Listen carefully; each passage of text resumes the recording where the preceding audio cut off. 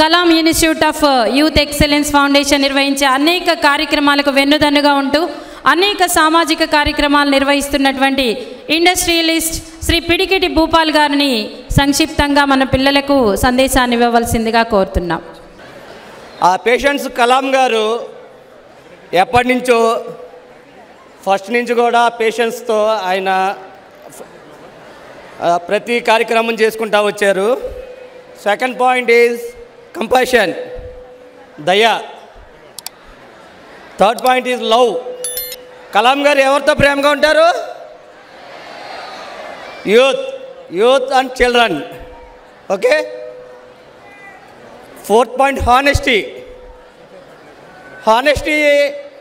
కలాం గారి దగ్గర ఎంత ఉంది? He is the most honorable, honesty person in the world. Okay na? Fifth point is integrity, nibaddhata. Sixth point, humility. Seventh, hard work. Kalam గారు ఎంత hard work చేసేవాళ్ళు తెలుసా మీకు? ఆయన చిన్నప్పటి నుంచి పేపర్లు వేసుకుంటా ఎంతో కష్టపడి పైకొచ్చి వాళ్ళ బ్రదర్స్ కూడా ఆయన కోసం సాక్రిఫై చేసి వాళ్ళ లైఫ్స్ని చాలా కష్టపడి ఇండియాలోనే ఒక వజ్రాన్ని ఇచ్చారు మనకి. Okay. 8th point, serving nation. ఈ 8 లక్షణాలు ప్రపంచంలో కొంతమందికే ఉంటాయి.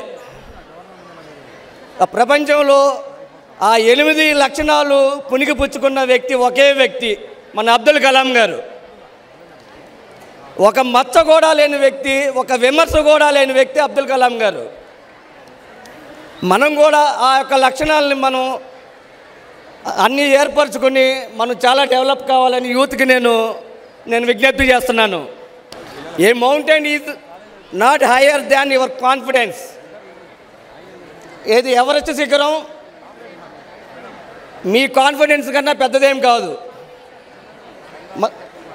మనం ఆ ఎవరెస్ట్ శిఖరం ఎక్కడం బిగిన్ చేస్తే ఎక్కిన తర్వాత ఆ శిఖరం కూడా మన పాదాలు చెందే ఉంటుంది. మనం ఏ పని చేసుకున్నా ఎవరెస్ట్ శిఖరం కన్నా ఎక్కువ పని అయినా సరే మనం సాధించగలం, బికాజ్ ఆఫ్ సెల్ఫ్ కాన్ఫిడెన్స్. ఆ కాన్ఫిడెన్స్ లెవెల్స్ కూడా మనం బాగా పెంచుకొని బాగా డెవలప్ కావాలని నేను కోరుకుంటున్నాను.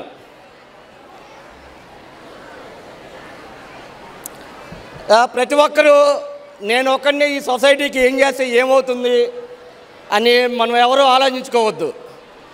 ఎందుకంటే ప్రపంచం మొత్తానికి సూర్యుడు ఒకడే, చాలామందికి వెలుగునిస్తుంది.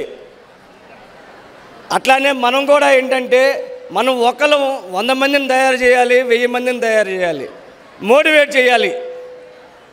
అట్లా అందరూ కూడా చాలా ప్రతి వ్యక్తి అన్నీ నేర్చుకొని 10 మందికి చెప్పి సొసైటీ గురించి అవేర్నెస్ తీసుకుని వచ్చి మనం కూడా అబ్దుల్ కలాం గారి లాగా అబ్దుల్ కలాం గారి యొక్క హిస్టరీ చదివి దాంట్లో ఉన్న డెవలప్మెంట్ మొత్తం మనం ఆయన ఎట్లా పైకి వచ్చాడు, ఎట్లా కష్టపడ్డాడు, ఎట్లా ఓర్పుగా ఉన్నాడు, ఎట్లా పేరు తెచ్చుకున్నారు, ఎట్లా ఒదిగి ఉన్నాడు, ప్రెసిడెంట్ ఆఫ్ ఇండియా అయిన తర్వాత కూడా ఎట్లా సింపుల్గా పిల్లలతో మమేకమయ్యాడు, ఇవన్నీ నేర్చుకొని మనం కలాం గారి బాటలో నడవాలని నేను కోరుకుంటున్నాను.